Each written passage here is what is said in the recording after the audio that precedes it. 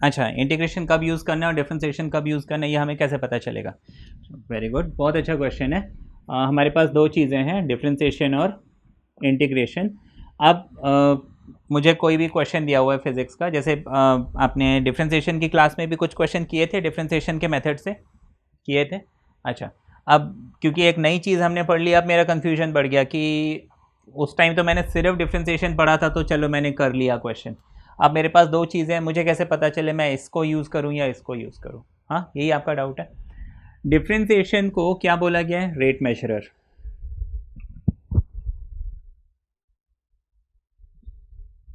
ठीक है, हाँ, यही हमने समझा था। जब भी मुझे rate of change of any physical quantity निकालनी है, रेट, अब रेट वर्ड से टाइम आ जाता है, अनटिल अनलेस अदरवाइज स्टेटेड, है ना? तो जहाँ पे भी मैं rate of change of any physical quantity निकाल रहा हूँ, जैसे velocity, acceleration, velocity is what? Rate of change of displacement, acceleration is what? Rate of change of velocity. हाँ, ऐसे ही है। हाँ, तो जहाँ पे भी ये मुझे रेट निकालने वाली बात आती है तो मैं डिफरेंशिएशन ही यूज़ करूँगा। ठीक है, इंटीग्रेशन, इसका मीनिंग मैंने क्या बताया था? अच्छा, इंटीग्रेट, इंटीग्रेशन जो है इंटीग्रेट वर्ड से बने, इंटीग्रेट माना, इंटीग्रेट माना, अच्छा, integration is reverse process of differentiation. मैं इंटीग्रेट जनरल वर्ड, इसका मीनिंग पूछ रहा हूँ, इंटीग्रेट वर्ड का मतलब क्या है? जोड़ना। हाँ, इंडिया को बोलते हैं ना क्या, इंटीग्रिटी, इंडिया के लिए ऐसे वर्ड्स यूज होते हैं ना भारत देश के लिए, तो इंटीग्रेट माना जोड़ना। हाँ, जैसे अभी इंटीग्रेशन के मीनिंग में भी आपको बताया कि भाई वो इंडिविजुअल एरियाज हमने स्प्लिट जो किए हैं उसको जोड़ देते हैं, वो होता है इंटीग्रेशन। तो कोई ऐसा ऐसा कोई क्वेश्चन है जहाँ पे मतलब मुझे कोई बड़ी चीज़ निकालनी है, मुझे सपोज ये एक डिस्क है, मुझे इसका मोमेंट ऑफ इनर्शिया निकालना है और मुझे इसके मोमेंट ऑफ इनर्शिया का फॉर्मूला नहीं मालूम है, लेकिन सपोज़ मैं इसके किसी एक पर्टिकुलर पोर्शन का, जैसे ये एक इसमें एक मैंने सर्कुलर रिंग बनाई, उस रिंग का मुझे मोमेंट ऑफ इनर्शिया मालूम है। ठीक है, तो मैंने उस रिंग का मोमेंट ऑफ इनर्शिया निकाल लिया, let's say I D I.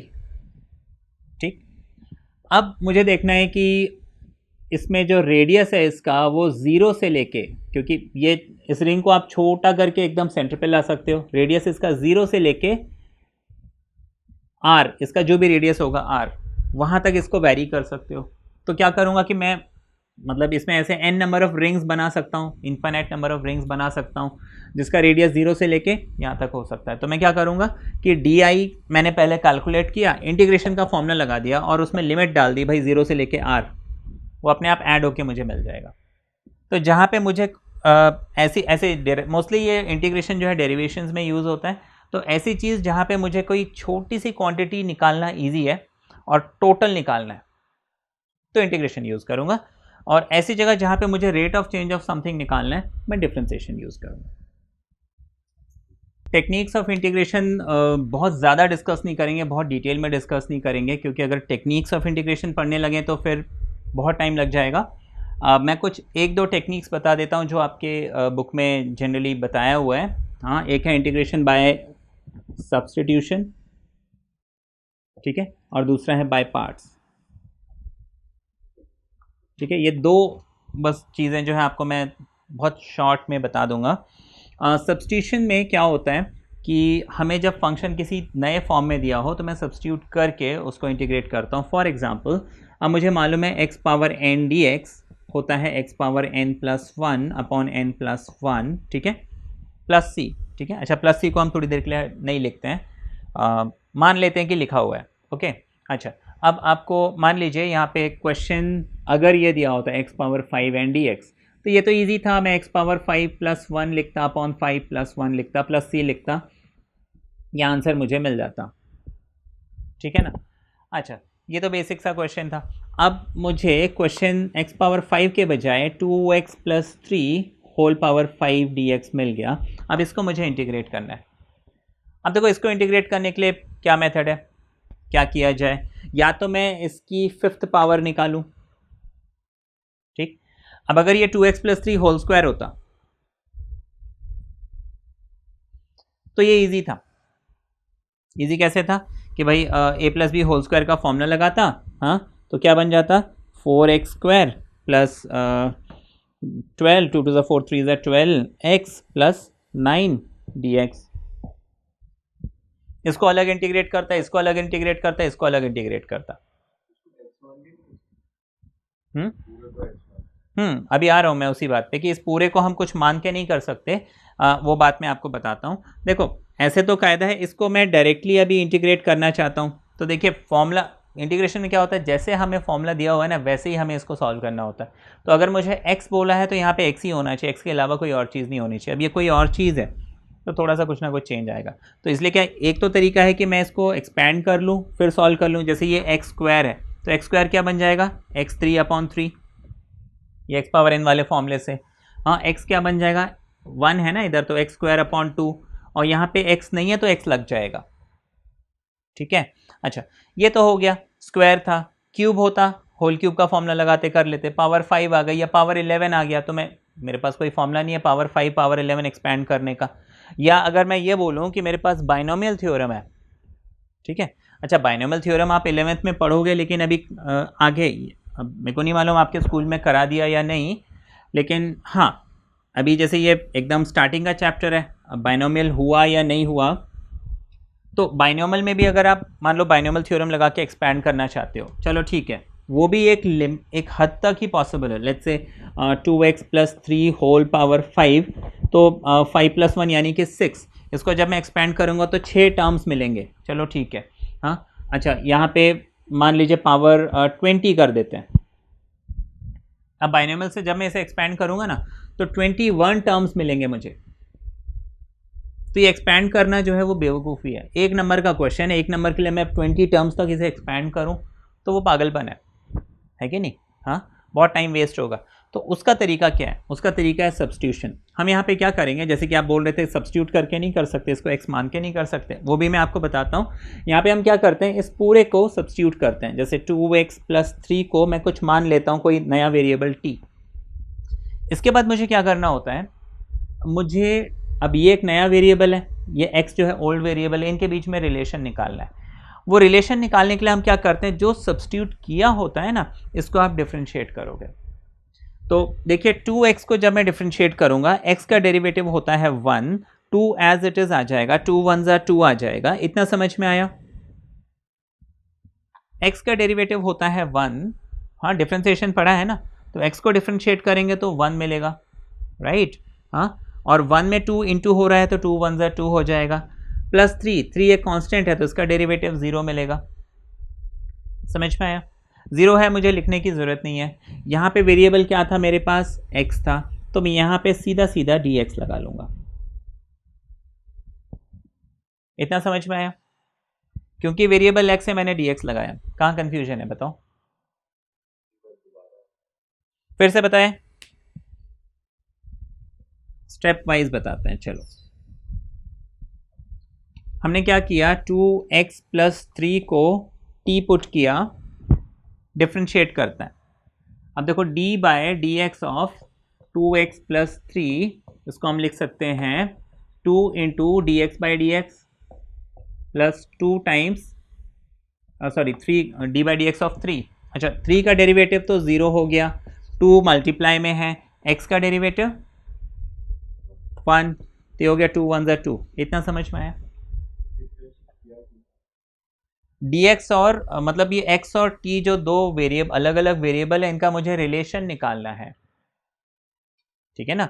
क्योंकि मैं जब इंटीग्रेट कर रहा हूं तो यहाँ पे अगर फंक्शन x में है तो ऑपरेटर भी x में होना चाहिए। अगर ये ऑपरेटर y में है तो मैं इसको इंटीग्रेट नहीं कर सकता। फंक्शन और ऑपरेटर, फंक्शन का वेरिएबल और ऑपरेटर सेम होने चाहिए, है ना।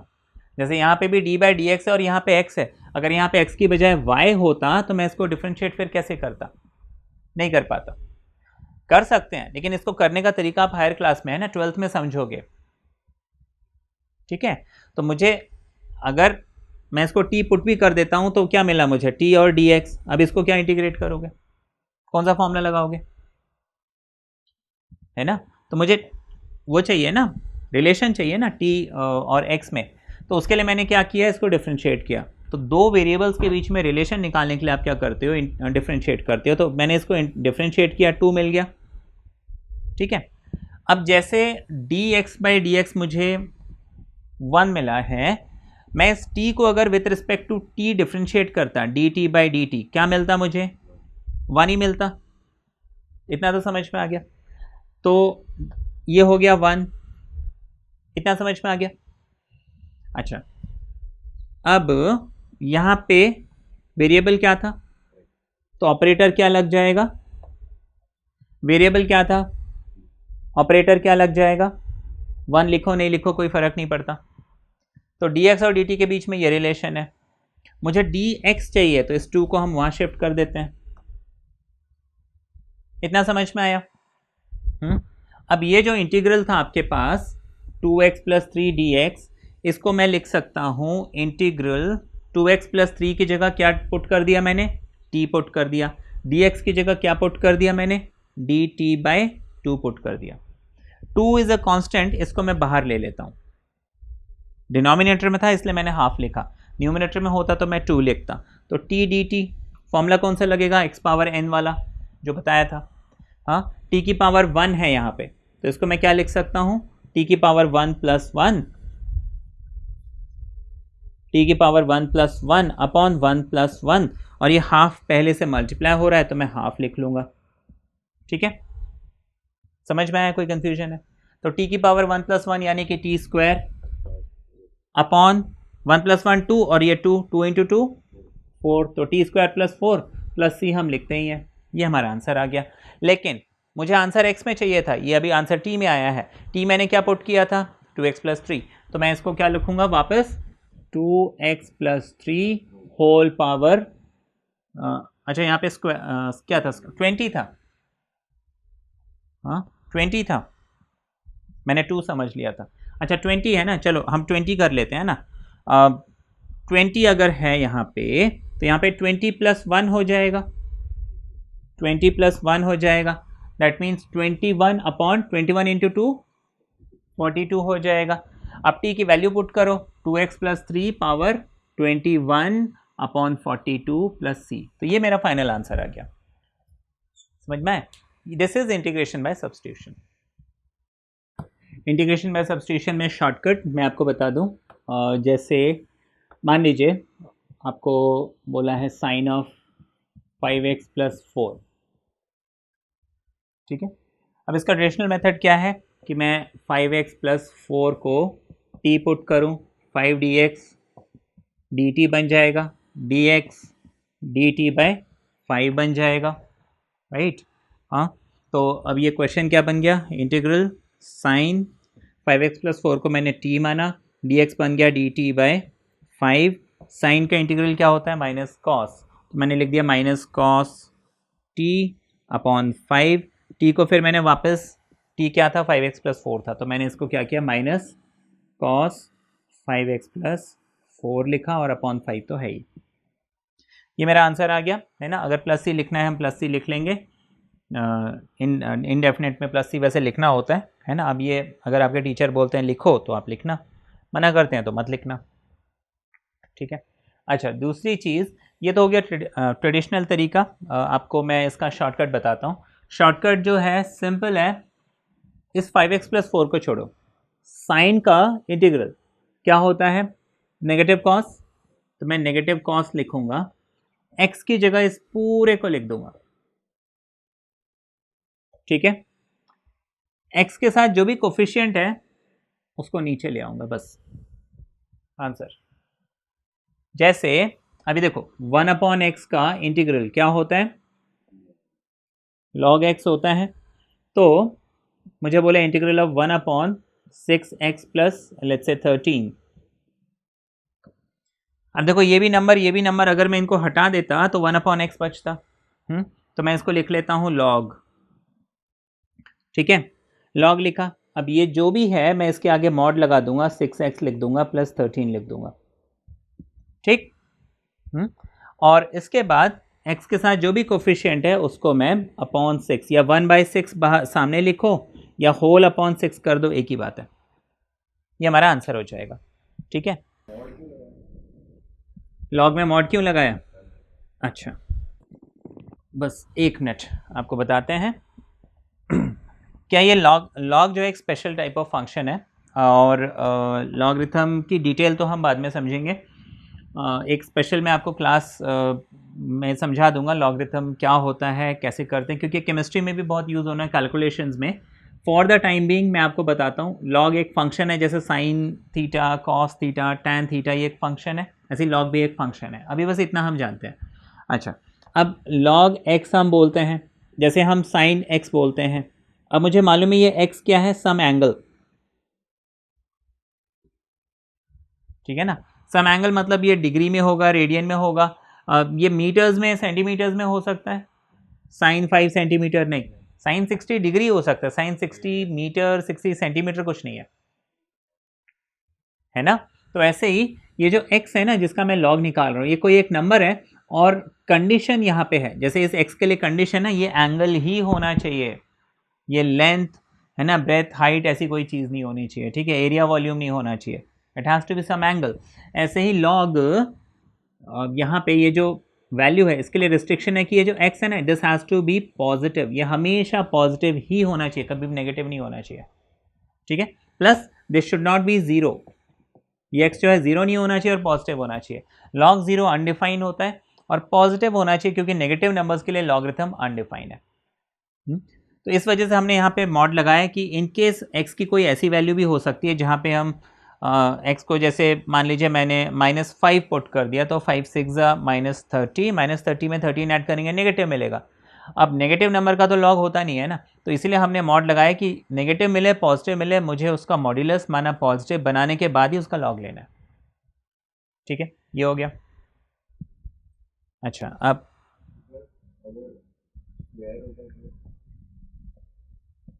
स्क्वायर, ये सब्स्टिट्यूशन में ये शॉर्टकट क्या वहाँ पे काम करता?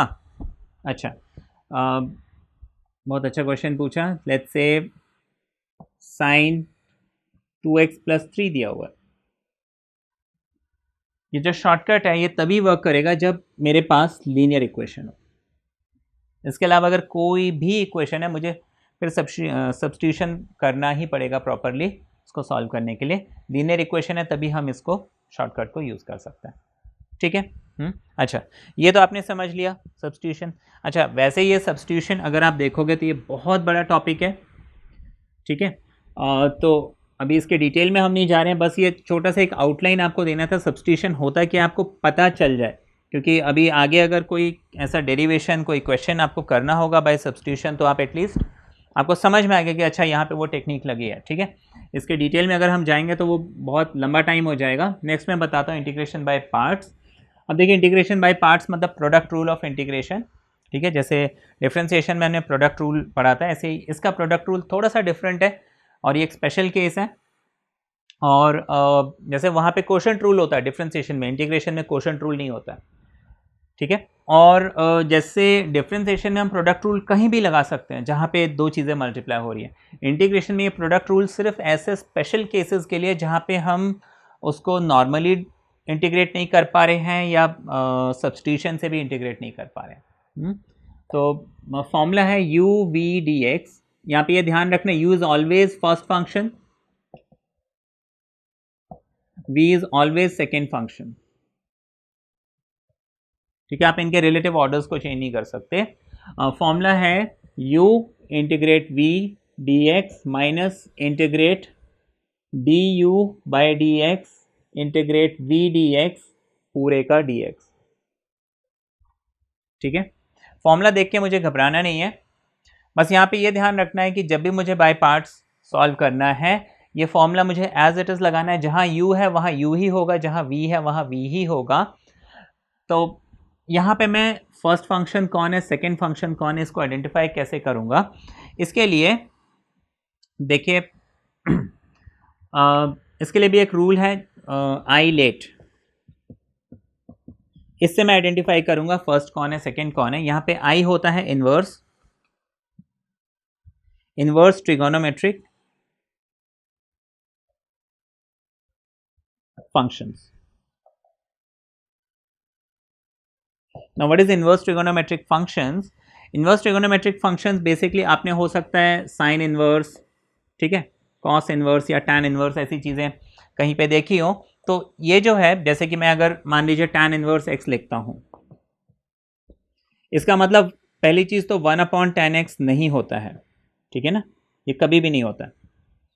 टैन इनवर्स का मतलब क्या है मैं आपको बताता हूँ। मान लीजिए मैं बोलता हूँ tan 45 होता है 1, मैं tan को यहाँ अगर ले जाता हूँ तो मैं बोलूँगा tan इनवर्स 1 इज़ 45। मतलब मैं कहना चाह रहा हूँ कि भाई tan 1 कितने एंगल पे होता है, 45, ठीक है। अगर मैंने बोला साइन इनवर्स हाफ, तो मैं कहना चाह रहा हूं कि साइन हाफ कब होता है, मुझे मालूम है 30 डिग्री, है ना। देखिए इन्वर्स को मतलब मैंने जस्ट आपको एक आउटलाइन बताया, ये डिटेल में अभी हम नहीं जा रहे हैं, ठीक है। तो इन्वर्स मतलब क्या है जस्ट मैं वो बता रहा हूँ। तो ये है, तो जब भी हमें इन्वर्स फंक्शन मिले हम उसको फर्स्ट फंक्शन लेंगे। उसके बाद नेक्स्ट है मेरे पास एल यानी कि लॉगरिथमिक फंक्शंस, हाँ, ए अलजेब्रा, टी ट्रिगोनोमेट्री। यहाँ पे ट्रिगोनोमेट्री मतलब sine theta, cos theta, sine x, tan x, cot x, और यहाँ इन्वर्स मतलब जहाँ पे -1 आ जाता है पावर में, ठीक है।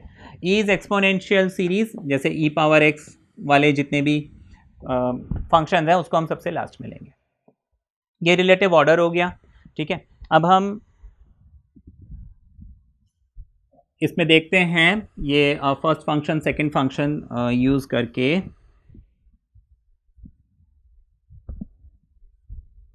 इस फॉर्मूले को यूज़ करके हम कोई क्वेश्चन को कैसे सॉल्व कर सकते हैं, ठीक है। लेट्स से मुझे क्वेश्चन बोला है x cos x dx, ठीक। अब मुझे यहाँ पे आइडेंटिफाई करना है फर्स्ट फंक्शन कौन सा, सेकंड फंक्शन कौन सा है। अब ज़रूरी नहीं है कि आपको क्वेश्चन में अगर x इंटू कॉस एक्स बोला है तो जिसको पहले लिखा है वो फर्स्ट हो, जिसको बाद में लिखा है वो सेकेंड हो, वो किसी भी ऑर्डर में हो सकता है। मुझे आइडेंटिफाई करना है, मैं लिखूंगा आई लेट, इससे मैं आइडेंटिफाई करता हूँ फर्स्ट फंक्शन कौन होगा। तो इन्वर्स, क्या यहाँ पे इन्वर्स फंक्शन है, नहीं है। लॉग, क्या यहाँ पे लॉग फंक्शन है, नहीं है। नेक्स्ट क्या है, अलजेब्रा, क्या यहाँ पे अलजेब्रा है, ऑब्वियसली ये जो x है ये अलजेब्रिक फंक्शन है। तो x को मैंने क्या अज्यूम कर लिया, u फर्स्ट फंक्शन, तो cos ऑब्वियसली क्या बन जाएगा, v सेकेंड फंक्शन। अब जो फॉर्मूला है उसमें हम क्या करेंगे, जहाँ जहाँ जो है उसको पुट कर, जैसे u है तो u की जगह क्या है मेरे पास x, तो मैंने लिखा x, इंटीग्रेशन का सिंबल v की जगह क्या लिखना है मुझे, cos x। उसके बाद माइनस है तो माइनस लिखता हूँ, इंटीग्रेट है तो इंटीग्रेट लिखता हूँ, du/dx मतलब d/dx ऑफ क्या, dx/dx हो गया। इंटीग्रेट v dx, v की जगह क्या है, यहाँ पे dx 2 बार लगेगा, जगह नहीं है मैं ऊपर dx लिख दे रहा हूँ।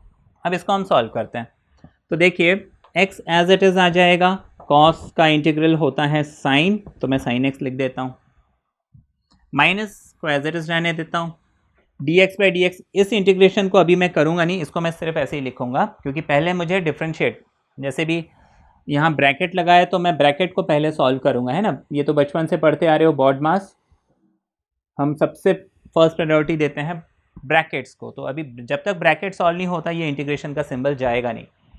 तो dx/dx हो गया 1 को लिखो नहीं लिखो कोई फ़र्क नहीं पड़ता। अच्छा, कॉस का इंटीग्रल क्या होता है, माइनस साइन, ठीक है। तो ये इंटीग्रेशन का सिंबल, ये dx का सिंबल, ये सारा खत्म हो गया क्योंकि मैंने कॉस में फॉर्मूला लगा लिया। एक dx और है वो बच गया इधर, अच्छा सॉरी माइनस साइन नहीं होगा, साइन एक्स होगा, सॉरी आई एम सॉरी मेरी गलती है। तो कॉस का इंटीग्रल हो गया साइन, है ना, माइनस साइन नहीं लिखना था, ओके। तो इंटीग्रल कॉस और dx ये सारा हटा के साइन एक्स हो गया, इतना समझ में आया। एक dx और था वो बच गया, ये इंटीग्रल सिंबल था ये बच गया, ये 1 को लिखो नहीं लिखो कोई फ़र्क नहीं पड़ता, कितना हो गया। अब ये एक्स साइन एक्स तो एज इट इज़ रहेगा, माइनस, अब साइन का इंटीग्रल क्या होता है, माइनस कॉस, ठीक है, प्लस सी। अगर टीचर बोलते हैं लिखना है तो आपको लिखना है, अगर नहीं बोलते हैं तो नहीं लिखना है। माइनस माइनस प्लस होता है तो मैं ब्रैकेट ओपन कर देता हूँ, माइनस और माइनस आपस में मिला के प्लस लिख देता हूँ, ये मेरा फाइनल आंसर हो गया, ठीक है। ये है इंटीग्रेशन बाय पार्ट्स। आगे समझ में? तो ये जो इंटीग्रेशन के टेक्निक्स मैंने आपको बताए, इसके हमें बहुत डिटेल में नहीं जाना है 11th स्टैंडर्ड में, बस आपको मालूम होना चाहिए बाय पार्ट्स हम कैसे करते हैं और सब्स्टिट्यूशन क्या होता है, बस आपकी नॉलेज में रहना चाहिए। क्योंकि जहाँ जहाँ आपको ये टेक्निक्स अगर यूज़ होंगी तो आपको आप ब्लैंक नहीं रहोगे कि ये क्या है, ये ऐसे कैसे कर दिया। आपको बस हाँ ये आइडेंटिफाई कर लोगे, अच्छा यहाँ सब्स्टिट्यूशन यूज़ किया, यहाँ पे प्रोडक्ट यूज़ किया है, ठीक है। इसके डिटेल को आप 12th में मैथ्स में समझोगे।